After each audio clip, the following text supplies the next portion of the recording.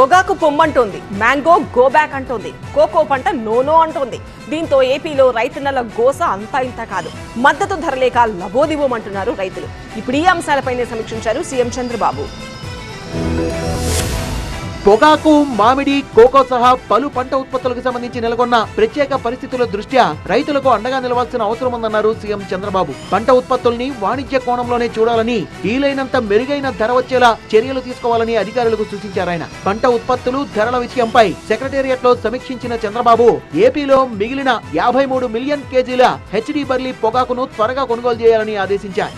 Palm oil పై సుంకం తగ్గింపు, mango పల్పుపై జీఎస్టీని 12% నుంచి 5% తగ్గించే అంశంపై ఇప్పటికే కేంద్రంతో మాట్లాడానన్నారు చంద్రబాబు. దీనిపై సంబంధిత కేంద్ర ప్రభుత్వ శాఖలతో సమన్వయం చేసుకోవాలని అధికారుల్ని సూచించారు. ప్రస్తుతం మామిడికి కిలోకు 4 రూపాయల చొప్పున అదనంగా మద్దతు ధర ఇస్తున్నామని, ప్రాసెసింగ్ యూనిట్లు 8 రూపాయలకు తగ్గకుండా కొనుగోలు చేసేలా చూడాలని అధికారులకు సూచించారు. పంటల పర్యవేక్షణకు సాంకేతికతను వినియోగించాలన్న ఆయన అత్యుత్తమ గ్రేడింగ్ విధానాల్ని అమలు చేయాలన్నారు. రైతులకు నష్టం రాకుండా ప్రభుత్వం ఆదుకుంటుందని, ప్రతి ఒక్క అధికారి కూడా బాధ్యతగా ముందుకెళ్లాల్సిన పరిస్థితులు నెలకొన్నాయన్నారు చంద్రబాబు.